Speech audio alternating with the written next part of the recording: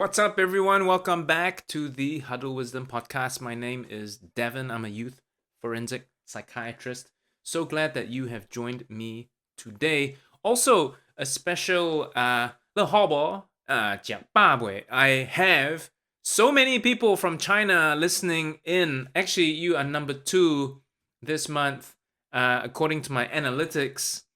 I think it's like, oh my gosh, like 30% of you this month from China. Amazing. Actually, my family, my grandmother and grandfather, they originated from a region, Teochew region in China. Um, I've never been. It's called Swatao, and I really want to go. If anyone is from that area, please email me. Maybe one day we can catch up. Yes, that will be amazing. Today we are going to dig into a challenge that nearly every parent faces at some point. And that is, what do you do when connection feels incredibly difficult, if not impossible, when the instinct to nurture and guide our children feels just out of reach for unclear reasons, sometimes for clear reasons, but you might meet silence or even withdrawal rather than the reciprocal warmth and engagement that we might hope for or anticipate. There are inevitably times in the lives of our children and our teenagers, adult children even, when they seem to just retreat into themselves. Actually, this is interesting. Whenever I am at my parents' house, I regress. I revert back to 15-year-old Devin, belligerent, irritable. I'm a lot better these days. I actually do try to listen and talk to my parents when they speak to me. But I think I'm not alone in this. I think a lot of people might testify that they display similar kinds of behaviors. You know, when you're in your home, the home that you grew up in, and you're around the people that raised you, for some reason you just regress into this earlier stage of development. It's strange, but it happens, and it's for your children. Their bedrooms become like barriers. You know, it's a neutral space, safe space for them. But when you want to engage with them and they withdraw into their bedrooms, it feels like you are going to tread into foreign territory sometimes, and it's not a nice feeling. And then they respond to you with monosyllables, and no matter how diligent you are trying to bridge the communication gap, uh, even when you ask very thoughtful questions, or you invite them to share activities with you, or you simply just offer your comforting presence, they don't seem to engage. And so for us as parents, this experience feels so painful, so frustrating. Even when people say, they're just being teenagers, I don't really care, they're just doing their thing. I don't believe that. It hurts. How can it not hurt? We pour everything we have into trying to understand and support them. And when that effort is not met with a visible response or some tangible response, it can leave us feeling kind of empty, helpless. We question our approach, and we even doubt the strength of our bond with our child. I work with so many kids and families, and it's not uncommon to encounter this scenario. So imagine this: sensitive, warm, empathic mum, teenage son or daughter, sorry, or father for that matter, sensitive mum or dad, teenage son or daughter, entering into a phase of teenage withdrawal. Once they were a typical easygoing kid, and then now they are kind of quietly seething, reserved. The communication dwindles to just like the bare minimum, the grunting and the monosyllables, right? Mom and dad just feel helpless. They feel like they've exhausted every conceivable approach to try and connect. They've tried direct, they've tried open-ended conversations. They hope to just gently, uncover and find out what is troubling them, their teenager. Light-hearted interactions, casual interactions, shared hobbies, activities, just to try and create opportunities for connection just doesn't land.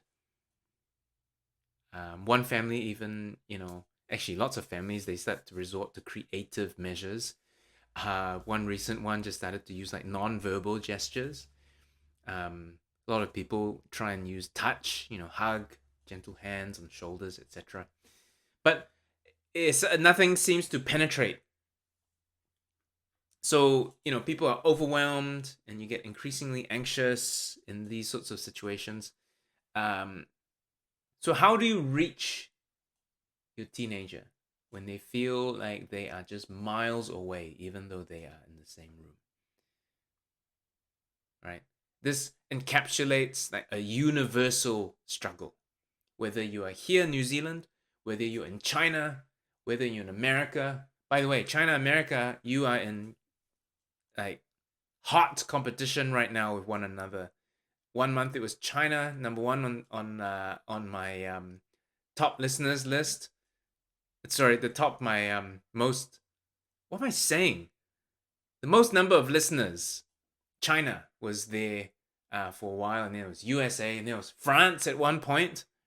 Then it was I don't know why New Zealand is like always number 2 or 3. Why is that? I don't know. What's up with the algorithm? I don't know. Anyway, wherever you're from, this situation it's a universal experience. I believe we all experience it. Some of us to greater degrees, some of us to milder, more moderate levels of disconnection. And in those moments, it's important to anchor ourselves in this understanding that disconnection is not always a deliberate act of rejection. It can feel personal, especially when we ourselves long for closeness due to our own psychological baggage. Sorry, I have to say. Often a young person's withdrawal is a sign that they are kind of grappling with their own complex internal stuff. Just like when we regress into an earlier stage of development. Okay, there's just something complex happening for us internally. We love our loved ones, but it's just something internal and complex in their world that it's hard for them to process. It's hard for them to navigate, even though they are trying to navigate these challenges. It very much feels like they want to do it by themselves, and that can be quite painful for us to observe and witness. Sometimes they're just trying to navigate really challenging social dynamics or just things happening in their universe that we might not be not privy to, or simply they might need space to make sense of their experiences. Their withdrawal, even though it is concerning to us, can be their way of just managing things in the only way that they currently know how. So in such circumstances and instances, pushing too hard for an immediate response, demanding explanations, attempting to force a conversation out of them can inadvertently backfire upon us, right? Leading to even further entrenchment of their isolation. Now they're saying, man, uh, I've got, they just don't get me. They don't understand me. And now they're trying to engage with me, but yeah, I want them to, but I don't want them to. And and now they're just making me angry and upset. And I don't know why. They just don't understand. It can feel to them like we are invading their space. At the same time, there's this very primitive part of them that needs connection. It's this weird, dance. It's this weird tension between wanting everything and not wanting everything. And it's frustrating, not just for you, but also for them, even though they might not be able to articulate that frustration. But our wanting to push and open up things on our terms can increase their resistance rather than fostering the connection that we desire. So I think that one of the most potent, often underestimated approaches, and perhaps one of the most uncomfortable approaches, is this concept of simple presence. What, Davin? Oh my gosh, you say such dumb things, Davin. That is so stupid. Well, just hear me out. Okay, so simple presence isn't about, intruding, hovering, helicoptering. It's just rather about being you're quietly being there, offering a stable, consistent presence, subtly making it known that your support is unwavering. This requires an internal shift in you, a mindset shift, an internal emotional shift. You have to believe it yourself. What am I saying? You have to believe that you are there offering your simple presence. Believe it 100%. They give you back belligerence. It's fine. I'm still here. It's okay. You start to have those thoughts of, oh my gosh, they don't like me anymore. My kids hate me. Park that. No. I'm here giving them my simple presence. Be confident. Stand on 2 feet. Breathe deep, dear parent. You are not alone. We all go through this. Simple presence. Be strong in that simple presence. I know it sounds esoteric and maybe a bit strange, maybe a bit weird. But be confident in your simple presence, knowing that what you're doing is correct. All right? You're doing such a good job, but you might not think so. Most good parents think they're not doing a good job. What am I saying? I've just rambled on, haven't I? Oh my gosh, I hope I haven't lost you. Subtly making it known that your support is unshifting, steadfast. No strings attached. No expectations of a reciprocal response. This might look like being in the same room while they engage in their own activities. My mother does this, actually. I go home, I kind of isolate. I try and kind of hang out in the kitchen. I just kind of, just hood over my face. I turn into a teenager. And mom just quietly goes about her stuff in the kitchen, Hey, Davin, you want a cup of tea? Want some coffee? Okay, that's fine. It's okay. I'm just gonna do some stuff in the kitchen. And then, damn it, I start to open up about stuff, right? It takes time, but mom just quietly just does a thing, You're confident, simple presence. She's just there. I know she's there. She's always there for me, and my dad too. Always there. Don't have to say anything. confident in that simple presence, that quiet, dignified, quiet presence. I learned from that. And, it's not easy. It's not easy because our kids trigger our feelings, our difficult, uncomfortable feelings. Quiet presence. It could involve simply being there at predictable times, like meal times, like mum, dad, or even at bedtime, even if verbal interaction is minimal. There's this unspoken, implicit message of, hey, look, I'm here when and if you need me.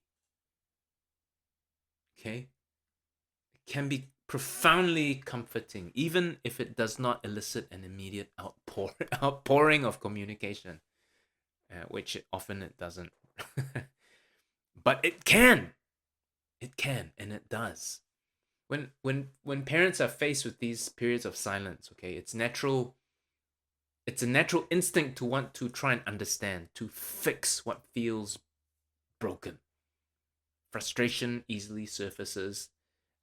We start to ask questions that's well-intentioned, but it can feel demanding or even accusatory to a withdrawn child. What's wrong? What's wrong? Why haven't you talked to me? What have I done? Rather than forcing this conversation that they may not be ready for, it's much more helpful to just take a non-judgmental stance, where kids and teenagers know that deep down they can speak when they feel that they're ready and able. It takes time for them to get used to this if they are not used to this version of you. It takes time. It involves demonstrating patience, active listening. Don't interrupt them.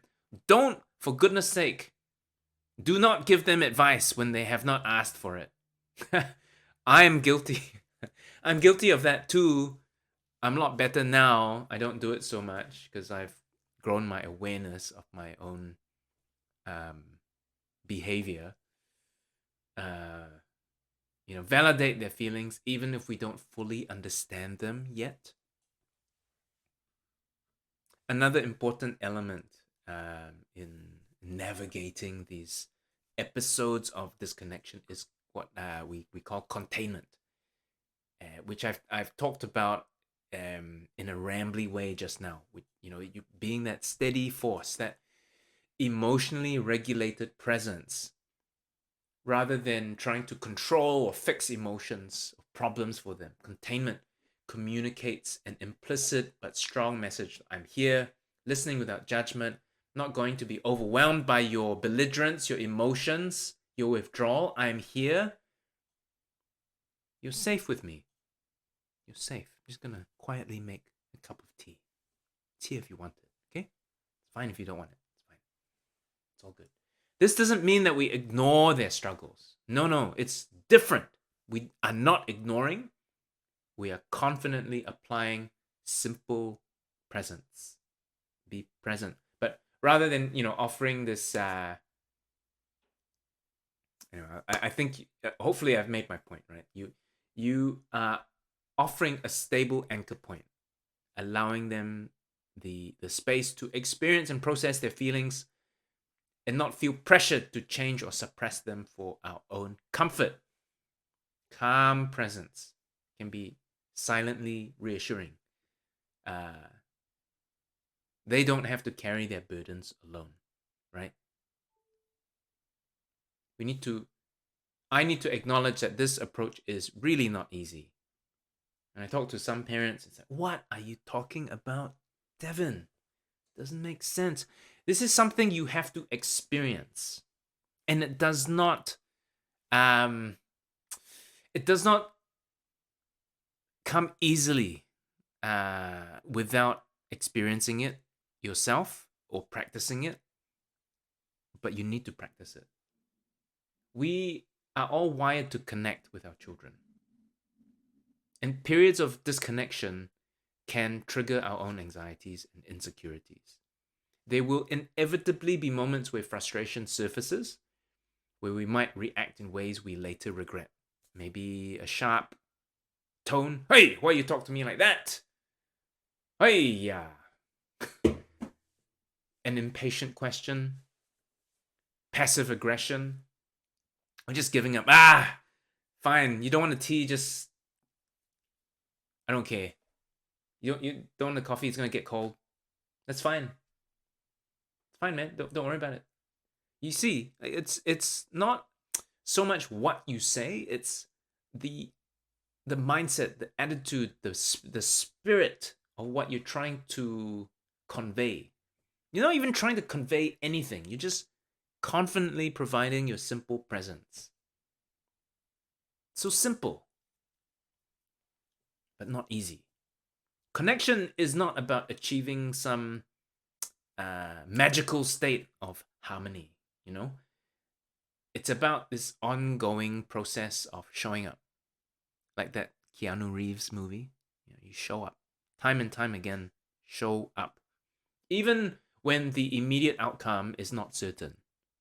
And the path forward feels unclear. You're not sure if you're going to win.